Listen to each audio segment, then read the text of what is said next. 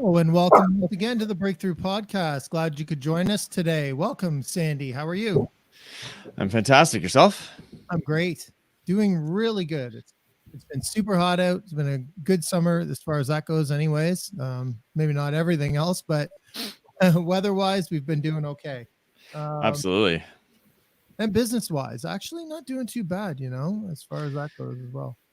Hey, that's pretty good. The market's been exciting and active. I think more active in the last few months than earlier, of course. So good and bad for real estate investors, but we'll get into that a little bit maybe if we have some time here. Hopefully, you've been acquiring some stuff or making some moves with your own properties or anything exciting there. Myself? Yeah, all kinds of exciting stuff. Jump over to YouTube. You look up my videos and you'll see what I'm up to. Awesome.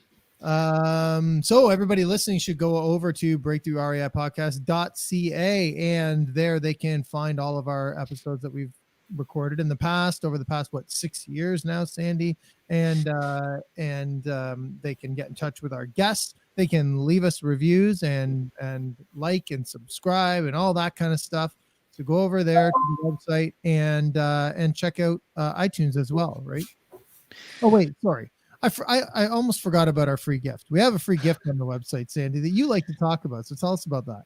Well, the ultimate strategy for building wealth through real estate, free report you can grab there, which will help guide you and get you started on a lot of the strategies we utilize, and also will get you on our list so that you never miss an episode, you never miss an event or anything that we got going on. You're going to get updates on all that stuff, so you can jump into our community a little deeper and get to know us better. So go over and do that, breakthroughreipodcast.ca. And also, if you're just listening on audio still, jump onto our Facebook and YouTube channels, watch us live. You'll get access to our shows before they come out on audio, and you can dive deeper on that, see us in virtually at least, and jump in on the conversation as we go live, ask questions, that sort of thing when we have a guest here. So if you're not doing that yet, I would encourage you to do that after you listen to this episode or as you listen to this episode. Yeah, and we've got a spot. There's a comment section right there. So during the interview, if you want to ask the guests some questions, we might not get to them all, but if we've got some good ones there, we'll definitely share them. So absolutely hop on and say what's on your mind. As well, please go over to iTunes and subscribe to our show and leave us a rating and review. Absolutely. Helps us get more great guests, helps us grow the show, grow everything. And we've had some great ones over the years, and keep bringing them because it really does help us get this content out across the nation. In Canada, which is where we focus. We don't go beyond that, which I think has been one of the greatest things about this show over the years. I definitely think so. And it's not for lack of people asking us from America to come on the show. And not that they don't have a lot of great information to share, but my question back to anyone that wants to come on, what Canadian specific information can you bring for us? And generally from the other side of the border there, the answer is, well, none. We're talking about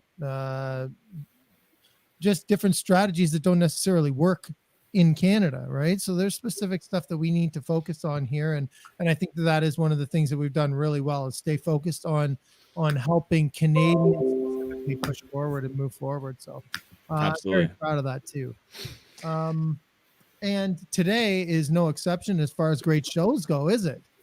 No, it's exciting. We've got another we've kind of been all over the nation lately. Actually, we've been in Montreal, out west with our guests, and bringing it back a little closer, I guess, to where we are in Ontario with our next guest here, Rasna Arora. So welcome to the show, Rasna. I'll give you a little quick bio, and then I'd love to hear a little more about your background and how you've been growing your portfolio in real estate over the years. Rasna is a Black Card University coach. She is a very established investor. She's been investing over 12 years in real estate properties in mostly all over the Ottawa Valley area, but also west a little bit, Saskatchewan, and beyond. And she's just in the last year alone bought over 29 properties. And so she's really ramped up her investing and started scaling things. And so I'm really excited to welcome you to the show and learn a bit more about what you've been up to. So welcome, Rasna. Thank you so much for having me. Yeah, welcome. Oh my gosh, congratulations on that. Thanks. Thank you so much. A little bit more. Did you have anything you wanted to add to the bio there? No, I think you pretty much covered it. I've been investing for over 12 years now. And in the last 3 years, mainly, we ramped up and scaled our business, added a couple of companies, and I did a lot of flips, invested in myself. And now I help other fellow new investors to learn the business, to understand systems and processes, and help them get going in their own real estate portfolio in this wonderful Canadian market. Awesome. Okay, so that is where you are now. Let's talk a little bit about where you started. So just give us a little bit on your journey from the start of this whole thing. Certainly. Well, I moved here. I immigrated to Canada about 17 and a half years ago and came here with nothing but a return ticket back to India because I moved here after I got married to someone I met online through an arranged marriage kind of setup. And I'm all for adventure. So that's a whole different conversation. But came here basically with no money, as many of the immigrant population does. And that's what I think makes my story a little bit different, is that you can come here with next to nothing and you can grow as much as you want to, as much as you think you wish to, and even more and even beyond, as long as you're determined, you go and search opportunities, invest in yourself, all that fun stuff. And I was constantly learning. Every single thing in Canada was new for me. So starting with the credit system, and I think that will help a lot of immigrants and new people to Canada understand how to do real estate better, is through understanding of those basics. And since then, last 3 years ago, we were able to scale up in a huge manner. And now, as you correctly mentioned, we got about 29 properties in the last 12 months. And we basically create secondary suites in each of them. So we have about, a little over 50 units in total, all of them in bungalows and single family homes, basically. And the Ottawa market's been doing great. It's crazy, actually, more than great. So it's hard to find opportunities, but that's the whole reason you invest in yourself, and you learn you learn the strategies, you learn negotiation skills, and connect with people. Your network is your net worth. And there's no stopping anybody as long as you're open, you listen to people, and you are willing to learn. So I'm willing to learn till the end of time. Well, it sounds like, as you were saying, you really did start with nothing. Yes. So let's for those of, and I think there's a lot of them out there listening to this show in the same boat as that. How did you actually get into real estate investing right from the beginning? Let's talk about that, the first deal, and how you pulled that off. Sure. So when I moved to Canada, I came from a service background. I was a hotel management graduate in India and in the service industry. So I joined a bank over here. And that was a great help because it was a good enough income to get started. And so we bought our first property in a very typical fashion, put 20-25% down. I don't remember what it was at that time. But, and that's where I caution people.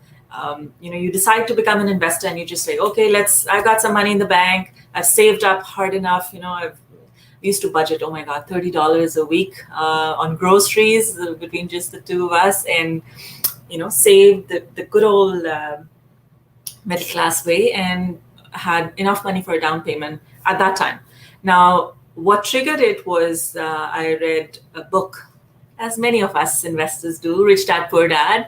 And I had been given that by my mother a long time ago, but I read it again. And then I read a lot of other books that got me thinking. And I was just enthralled by the whole real estate system. I put that money down and bought our first property in a traditional fashion, just buy and hold. Cash flows $100. Yeah, that's wonderful. I'm such a great real estate investor.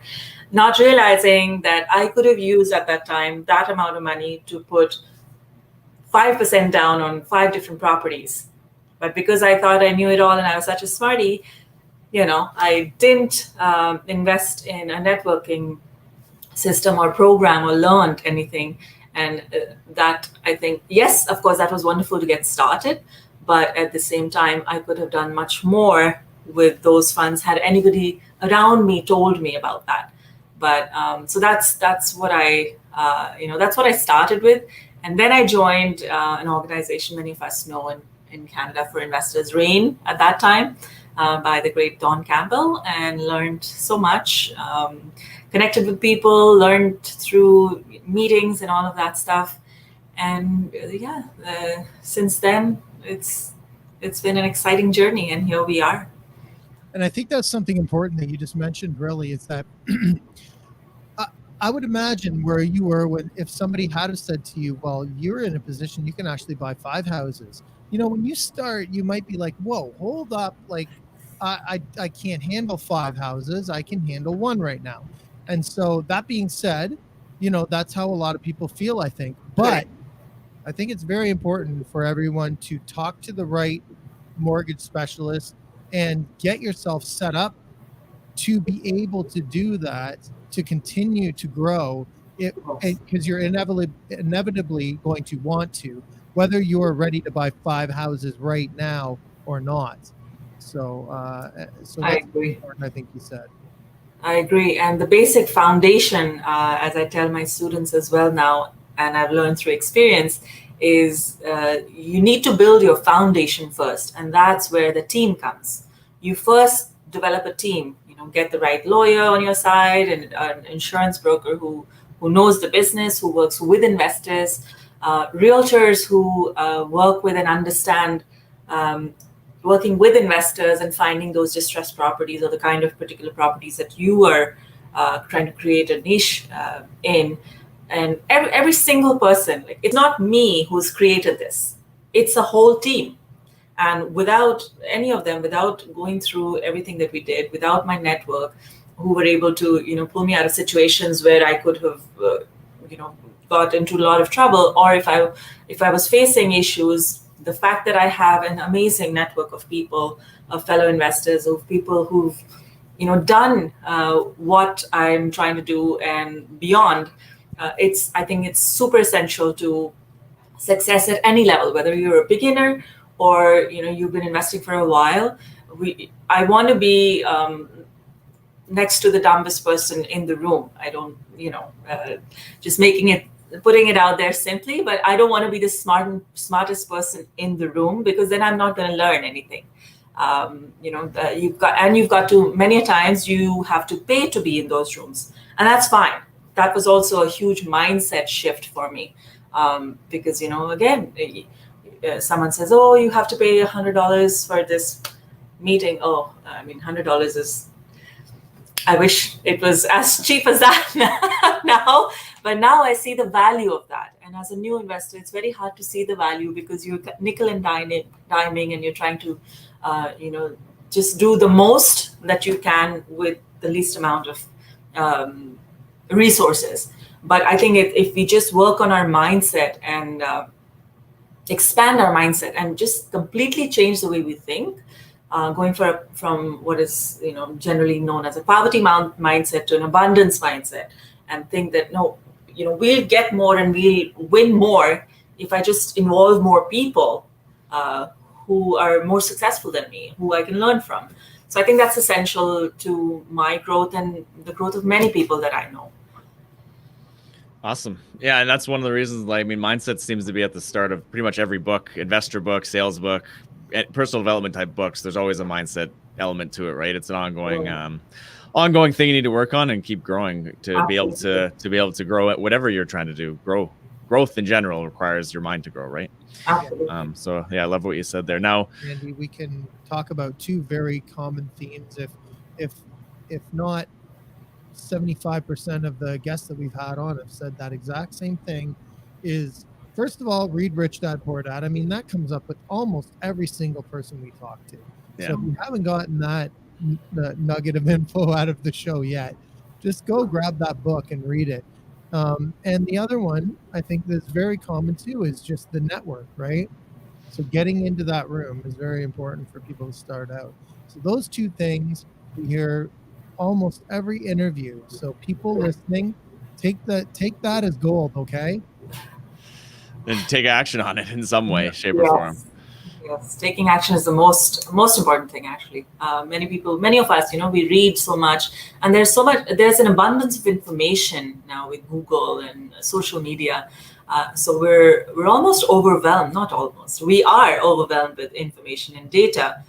But it's what we do with that information that's going to ultimately determine where we're going to be, where we're going to land up, the path we're going to take. If you're not going to take the first step, you're not getting anywhere. You can read, Warren Buffett's best list or Bill Gates' best book list every single day, and that's great for changing mindset, by the way. But you've got to take action from what you're learning, and till you do that, your situation, your future, your family's future is not going to change. So taking action is super important, as I'm sure you totally agree with as well in your own careers and growth. Absolutely. So your investment strategy now, what is it now specifically, and how has that changed over the years? Have you always been doing the same type of investments, or has that changed? It has changed a lot. I started with, the good old simple buy and hold, buy a townhome, 3-bed, 4-bed, 2-bath kind of thing, rent it out to a single family, and that's it. Keep it boring, keep it simple. But then about 3 years ago, as I mentioned, I was able to double my portfolio because of what I had invested in 12 years ago. And that's another thing for investors to keep in mind, that the compounding interest on time and money and all that. That's why it's super important to get started. What's the right time to start investing, right? It was yesterday. Well, the second best time is now. And you don't get the news and the media. Yes, listen to it, but don't let it influence you in a way that's not going to help you get to your goals. Find a way, find a solution. And of course, I have now detracted from your comment there. But so just coming back to what you asked. So I started that way, but then later on, I started learning about flipping. And I'm not someone who watches a lot of HGTV. I have watched them, but it's not that, I watched it and I said, oh my God, this is so wonderful. Let's do this. I've not lifted a hammer probably in my life, maybe just for a picture. So that's not me. But I love business. I love real estate with a passion. I love creating something beautiful. And so we took that and I invested in courses where I learned about flipping, and I hired a coach, Stefan Arnio, and then I started doing the flips. So we did about 14 deals last year, ranging from flipping to a wholesale to a conversion. We did one conversion, which is basically, for those who may not know, you buy a single family home and then you legally convert it into 2 units. That's the simplest conversion. You take care of zoning and bylaws and doing it with permits. So it's a complicated process for those who don't know about it, but it can be absolutely done. And many people who are doing it in Canada, I'm sure, will be happy to help you and answer questions, whoever have them. But that's our model now. So now we don't sell our properties anymore, since last year, actually. And we realize the value of not doing that. So we flip it to ourselves, and we do what is called, more commonly in the investment world, as the BREI method, which is buy, renovate, rent, refi, and then repeat. So once we got into that, we were hooked. And so we've created a niche market in the Ottawa area where we buy these single family homes and we add a legal secondary dwelling, basically duplicating what's on the main floor. So if you have a 3-bedroom bungalow, which many cities are full of, the older kinds, the 50s, 60s, 70s bungalows that need a lot of updating, we buy those at the right price being crucial. And as long as the numbers work, then we create a secondary unit, which is exactly the same model as upstairs, thereby creating 2 rental incomes. And because of the quality of the work that we put in, we get top rents. So just rinse and repeat, rinse and repeat. And we are doing this completely with OPM. There's no bank involved because the banks would not want us to do this. Not us, I mean, investors, right? They limit you very quickly in the single family market where you hit 3 to 5 properties and suddenly you can't get financing. So private lending is huge in this world, and that's what helps create win-wins for investors like us and investors who want to create a passive income but don't have the time, energy, or want to put in the work. So that's a whole different world. So BREI strategy with secondary suites, Rob. You like that method? Or Yeah, I've heard of it. Hey, just for people out there that don't know, OPM. Yes, other people's money. So basically, people who have cash or savings, lines of credit are huge. So if you have access, to, like, for example, again, nobody told me about this, and I literally kick myself for not looking harder to find that opportunity, because for over 15 years, I could have had such an amazing passive income because my ex-husband, together, there was a good 6-figure income there. We had access to tons of credit, a HELOC, houses paid off.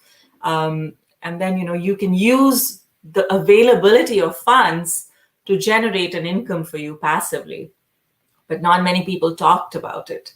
And now I have, so many amazing investors who, for example, I have this couple who's a doctor and a dentist, and they're busy doing their business, but they invest with us through their savings and line of credit, and they're getting a monthly passive income. And that was very helpful, I believe, during this time of COVID, because businesses were shut down, and whether you were, a doctor, a dentist, for example, right? Business was shut down and you couldn't go into work, but you still had your bills to pay for these leases and properties. But they were getting a passive income regularly from investors like me. So that is a great source of income to add to one's portfolio. And that allows vetted investors, to continue doing what they are doing. Like for example, in our case, we create these secondary units. It's mostly all through private investment. So now you mentioned that there is a lot of fear surrounding the, what has happened in the past couple of months. Now,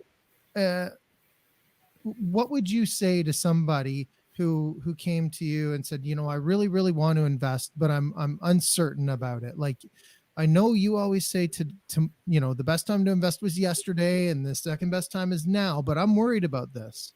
Yeah. What would you have to say to them? It's very important to be cautious, but then it's important to get informed and get involved a little bit about understanding, what the investor is doing. For example, in our case, we're in Ottawa. Who are we? What have we done to earn the trust and credibility of investors? And that's where, that's what we overshare. Just to let you know, we overshare on social media almost everything we do with our projects. Sometimes, many a times the bad things, the delays, and COVID brought a lot of delays as well. But understanding the fact that we invest in ourselves to learn before we take anyone's investment and hard-earned funds to put into these projects. These are all real estate-backed investments. This is a tangible asset. Worst comes to worst, there is a property that can be sold and funds can be returned. The important thing is, as I mentioned, buying right. There are people in the market who are overpaying for properties right now, and that is a very dangerous thing to do in any market, really, but especially right now. So our strategy is always to find deals that we have a formula. So as long as we buy it based on that formula, 40 to 60 cents on the dollar, and we have our budget very clearly defined. We have our own team. So proven past performance based on what we've done, our posts, that helps build credibility as well. not to mention our investors, not one of them had a delayed payment during COVID. So you've got to see the track record of the investor. You've got to get reference checks done. Make sure you're doing your homework. Today, again, Google's your best friend. If someone did something bad and didn't do anything to fix it, you can find out everything. It's not as easy to get away with stuff anymore, which is great, because like I said, you just search hashtag Russ buys house.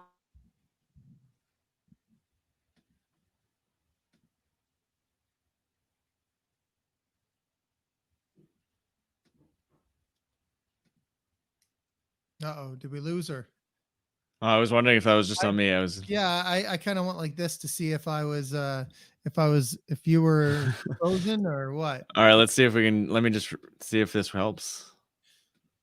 She makes it okay. She might come back. Let's keep rolling, and we'll have her come back when she gets in. Things that she was talking about there is specifically that being worried about COVID, and I've had a lot of people look at it from a different perspective, where you are actually earning an income at the same time from this investment, right? So it's almost like a security net in a time like this. Absolutely. When she comes back, we'll talk. Hopefully she comes back here in a sec. We'll get to her talking about some of those challenges, because she was talking about, she was kind of segueing us right into that anyways, into the challenges and stuff that maybe others have had, or that she's probably had. I'm assuming over time there's been some challenges. It'll be interesting to see what she talks about with that. And then I want to dive deeper on the private lending scope of things too, to get a feel for how she actually structures those. I think that'll be some interesting stuff coming up. Yeah, that'd be interesting too, because it does take a good bite out of the cash flow and the ROI on every deal, right? If you're going to look at private money, it's significantly more expensive. Yeah. So to be able to still make it work with private money, you've got to definitely find some good deals. And if she's getting 29 in 1 year, I mean, maybe they're not all private lenders or anything like that, but you've got to consider that they're probably not that hard to find, but they're not that easy to find. But they don't seem all that hard to find when you talk about that kind of number, right?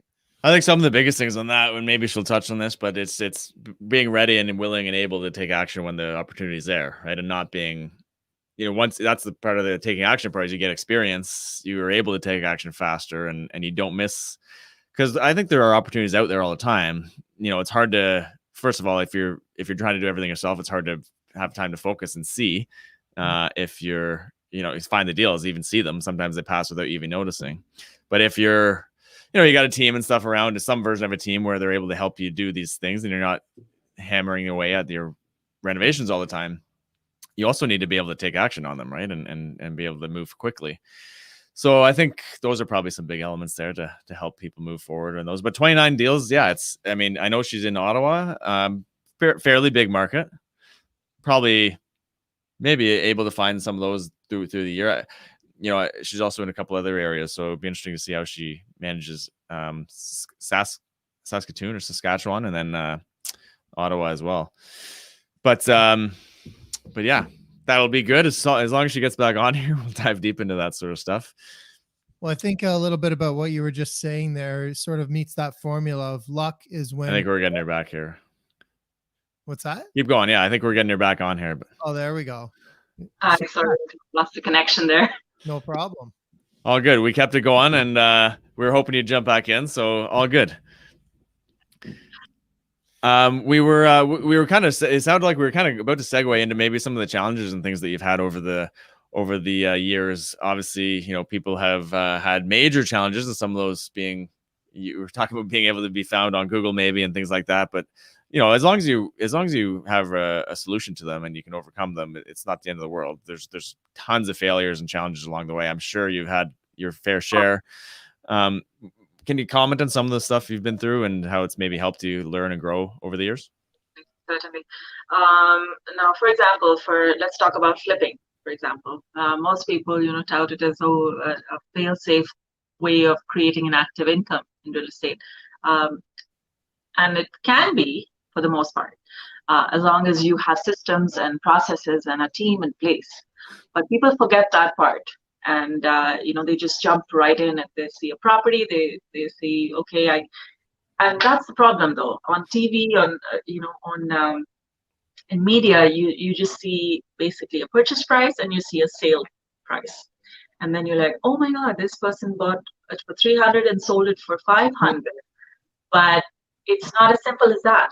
There are many other numbers involved, not to mention contingencies, not to mention that plans never go as per schedule. And contractor issues happen, delays happen. And again, like during COVID, for example, right now we have issues with materials. So you can have the best intentions at heart, but things will still happen. The thing is, you fall down 5 times, you get up 6. And that's where, again, the network part comes in, because there are people who are probably going through or have gone through that before. So it's important for you to build relationships, and these relationships can help you in a huge way. So not all flips are profitable. The big shocker there. But yes, you hear about the ones that went well. But hey, I've had flips where we did make money. So if you're doing, it's a numbers game. So if you're doing one flip, the chance of it, you may succeed in it, and more power to you if you do. But there are chances that you'll either break even or lose money. But if you do 10 following a system, processes, and a team that you have in place, then you may have a profit on 6, you may break even on a couple, and you may have a loss on 1 or 2. So you need to be prepared for that. You need to be realistic, because it's not a perfect world, and despite your best intentions, but you need to have a contingency plan, and that I think is crucial. In other things, we've had, for example, last year, I'll give you an example of last year. We had a person who was vetted by a well-known individual in Arora, and we hired them to do one of our flips because we had too many going on. So our own teams were busy. So we hired a contractor, and everything was going fine, we thought. But then after a couple of months, we all realized that this person was actually a serial scammer. And I don't know if you watched this movie, Dear John? I think it's called Dear John. Yeah. Okay. This person was a Dear John. And the scary part is that everybody had vetted him. There were backstories to support his lies and everything. But at the end of the day, the point was that we put our trust in him, and we did what we thought was reference checks and everything. And he, for us, there was $30,000 that he took from us. And then next he just said, oh, sorry, I spent it, and I don't own anything. So there was an option of either just crying and going to courts and get into all that legal hassle of trying to sue someone and yes, we would win, but we would not get anything back because he didn't own anything. And many people are like that. They've come with a plan. So instead of focusing all your energy on that anger and that loss, we decided to, okay, we've had this, it's happened. Now we have to find a way out of it. So you work, again, you change your mindset, and we learned from that lesson, and we made stricter policies about who we are hiring, recommendations, referrals, 3 reference checks, all that stuff. And again, social media. Anyone who doesn't have a social media presence, I'm quite wary of, and that should have been a red flag for me. Many people don't like social media, and that's fine. As long as you can back up with other references, you should be able to find proof of what they've done before successfully for a while. But that taught us quite a bit. And it also taught us that there's no point in just wasting our energies getting upset about something and just dwelling into that. If you just keep going in that, then it's a black hole. Nothing positive is coming out of it. Instead, if you just say, okay, fine, it's happened. On my next one, I'm going to recover this. Now, how do I do that? So I'm going to find one property which I'm going to double what I've lost, and I'm going to come back with a bang. And sure enough, we, last year, for example, a little before this time, I literally wanted to take the blankets over my head and just disappear because like, how could someone do this to us? How, we had the best intentions. How could someone do this to us is such a useless thought process, though. I mean, why not us? Why you can't think like that. So you have to change your mindset. You have to learn from the mistakes that you made, and you have to take ownership of those mistakes. We chose to ignore red flags, so this is on us. It's not just on him. He didn't just come waltzing in our life and take our money. We gave it to him. So introspection, changing your process, changing things so that it doesn't happen in the future is important. And today, and then that fellow went to jail, and his life is ruined, and he'll continue doing what he did. And here we are. We learned from that, and we put 29 more in our portfolio. So at the end of the day, people with bad intentions don't win. You can choose whether you're going to win or you're going to lose based on how you react to the situation and the experience. That's a good lesson for everybody, I think. I mean, we've had one similar story, I think, and that's about it, where the important thing to learn there is have hers was a case of a JV partner that did something similar to that. But I guess the thing is just have all your documentation in place, have all your paperwork in place to hold people accountable for their side of the deal, right? Yeah, there's a lot to learn on that. I think that was a great story. Thanks for being open about that and sharing it. Sometimes it's tough to get guests to share that type of stuff. So I appreciate your vulnerability there and sharing that. That was great lessons in that. You're most welcome. I'm just worried for new investors who just see the good parts. So I think it's important for people like us who have more experience and who've gone through it to be more honest and upfront about things that didn't work out as well, and then how to move past that. I think it's important. If we all do that, there'll be so many new investors who won't have to go through similar situations. Yeah, and these are roadblocks. They're not derailment of your investing career, right? It's just regroup, refocus, figure out how to carry on and carry on. Don't quit. Absolutely. Mm-hmm. Private lending, then, can you talk a little more about how you structure that and maybe what the opportunities might look like for others to get involved in that and what that whole model looks like? We've talked with a lot of people about joint venture type models, and I know this is somewhat similar, but it might be it's probably a little bit different. So what does it look like? Sure. In our case, we don't do joint ventures. All our properties are owned by us personally. And there are different models, and all can succeed. There's room for everything. In our case, I can talk about that part.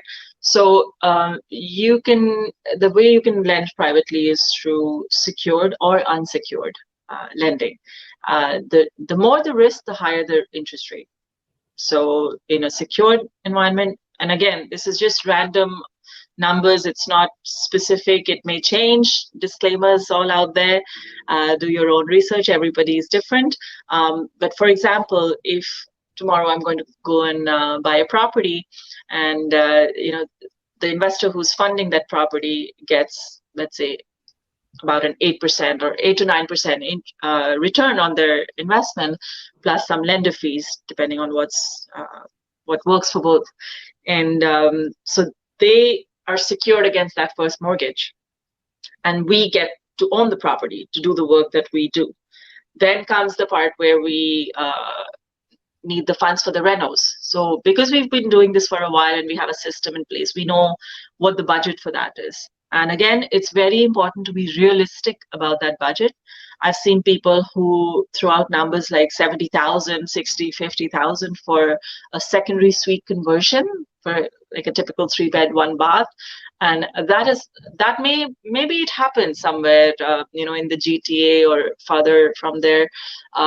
Maybe if you're picking up the hammer yourself and you're doing a lot of the work, maybe it happens. But it's not going to happen if you're running it as a business or if you're running it as a legal secondary suite with permits, with inspections and everything in Ottawa, in this market. So it's important for you to know what works in your market, what are the budgets and numbers in your particular market, because every market is different.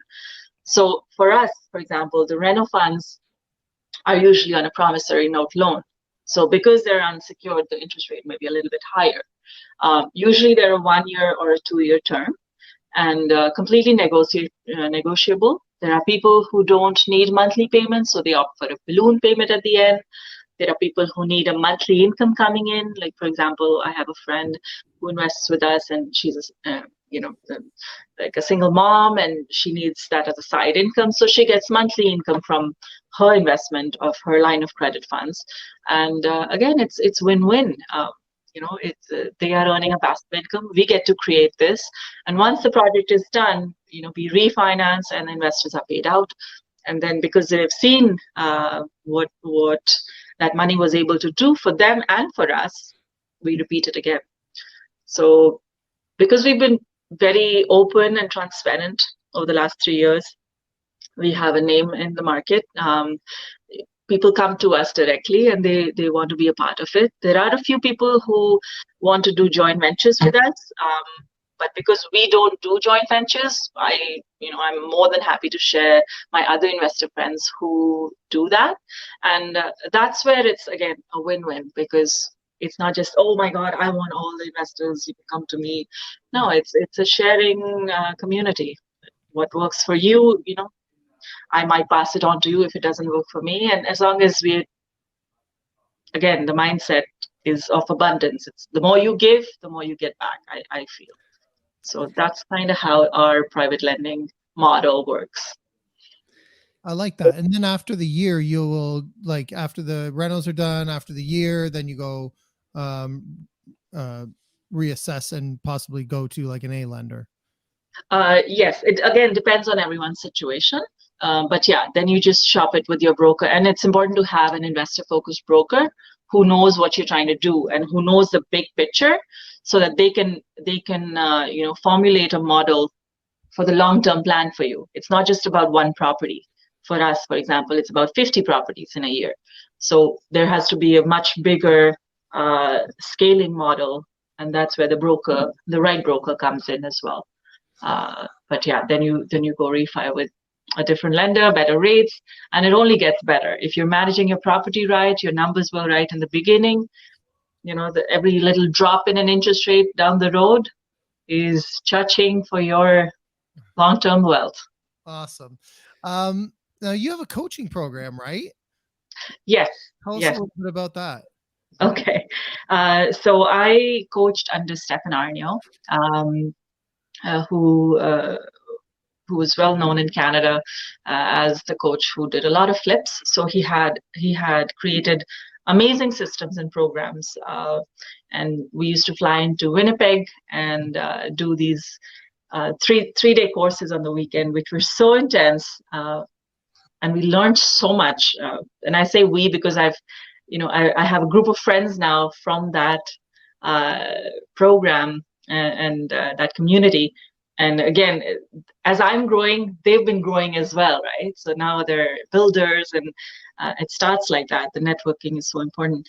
But yes, so Stefan sadly passed away in March from cancer, and but he was way ahead of his years, and he created and formed Black Card University, where he designed and put all his programs in the system. And he designed and created Black Card University, which is his legacy.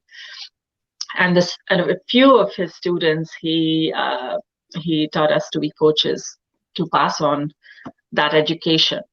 So I am part of Black Card University right now as a coach, and they have a couple of different programs depending on where you want to go. Do you want to do just one flip and then try more on your own? Do you want to learn how to do 3? Do you want to be handheld through 3, 4, 3, 6, or 12? And of course, it's not going to be the cheapest program, because as an investor myself, the cheaper the program, the less I was inclined somehow to open my books or do anything much about it. But the point is that the program has led me and my other friends to where we are. So yeah, I'm coaching through that. There are bronze, platinum, up to platinum coaches who help new investors learn to earn. And it's a great system in the sense that it teaches you. Remember, I was mentioning the fundamentals are important. Like I can give someone the names of all my investors, my broker, everybody, and just say, okay, there you go, there's your first flip. But to teach them how to do it so that tomorrow, if I'm not there, like Stephan's not there anymore, they can go and recreate and grow from there, scale up from there. I think that's the most important thing. Till you have a base, till you have a foundation, till you have systems and processes in place, you're not getting big. You may do one or two, but that's not going to lead to financial freedom for you and your family. And COVID has brought that to the forefront, how important it is to have different sources of income, especially passive income. So these courses and coaching helps people learn about how to create active income through flips and wholesaling, or long-term passive income through investing and creating, SDUs like we do as well. So it's a great wholesome program. And again, I invite everybody to go have a look at my Facebook page. We're very open and transparent. There are a couple of reviews. Feel free to connect with my students, and I love what they're doing. And I'm excited about it. I'm so busy right now, which is not to say, oh my God, I'm so busy, not like that, but I'm happily, positively busy creating what we are for our business and our family. But this is an important part because in a way, it helps pass things on to the next, the generation of investors or the next group of investors to achieve financial freedom. So I think it's, again, a win-win. I love win-wins. So just helping do that. And so where can people find the more info on that? And if they're interested in coaching with you or getting involved, where do they go? Definitely. They can connect with me directly on Facebook, or, we'll share my email address. They can write to me. They can also directly go to the blackcardU.com website to read and find out more, and then connect with me, and then we can help them get started. But like I say, you can earn with us, or you can learn with us. You can earn passive income by investing in our projects with us and be a part of that. Or you can learn with us through the coaching program. So lots of opportunities for whoever wants to change their future positively. So aside from the coaching course, which sounds great, what recommendation do you have as a way for investors who want to scale their business like you have? Mm-hmm. To scale, I think it's important to, again, be the dumbest person in the room theory. Join high-end mastermind groups where people are doing way beyond what you are right now and where you want to be. Pay to get a coach that's doing and has done, proven to have done what you've done. The network part is just so important, because one person, it just takes one person to connect you with the next person who's going to help you get where you want to be. It's super important. You have to get out of your comfort zone. If you're an introvert, if you don't like to talk about yourself, I think it's important to just do it. You have to put yourself out there. And in today's times, today's worlds, your social media presence is very important. If you're not good at it yourself, hire a media company. Get someone to design that part for you so that they can handle that part for you. And another thing is delegate. Please don't try to micromanage everything. Don't try to go shopping at Home Depot every day trying to find, save $2 on a tile because it was on a sale. That's not how you're going to scale up and grow your business. Your time should be focused on strategies, raising capital, negotiations, finding deals, finding way to find deals, creating realtors who understand ARVs, which is after repair values. And all that business development kind of stuff, not in nickel and diming money you'll save, or okay, today I'll go and paint the room and save, I don't know what, $100 per day, your time is worth a lot more than what you can pay someone to do that work. So find someone who can do that job, and your time is worth what, $500 or $1,000 an hour. Create business solutions with that time. Wonderful. Awesome. I love that. I had one more quick one that's going back. I feel like people are might be asking this afterwards. When you set up your, you do the private lending and you know, kind of a simplest version of that. When you go to refinance and you're going to hold it long term, are you going into a corporation with those on title, or is it yourself personally, or what does that look like there? Right. So I again recommend, of course, you have to talk to your accountant and lawyer there for your personal situations. But for us, we invested a lot of money in getting this done right from the beginning, because we have a long-term plan. So it's not just about 1 or 2 flips or 1 or 2 or 3 properties. It's about long-term, and that's where we hired an incorporation lawyer. So we have a holding company, and then we have companies under that where we hold certain kind of businesses under each part. So it's important to set it up right in the beginning, whether it's for tax purposes or for whatever reasons, and your lawyer and accountant will guide you. But again, don't look at the dollar signs in front of their bills right now, because in the end, it'll end up saving you a lot of money and a lot of headaches. Because imagine 3 years down the road, you own a building that's, you know, a 100-unit building. You'll wish you had set up that the corporation before. But now, if you're going to transfer things into a new corporation, you're going to end up paying a lot more in land transfer tax and so many other things. So it's important to set things up right in the beginning if you're planning to do this seriously and full-time, or not even full-time, but if you're planning to hold a couple of properties for a while. I do suggest having a corporation set up. The right structure is important. So hire someone who can help you set that up. Awesome. Very good. So what is next for you in your business? Okay, great question.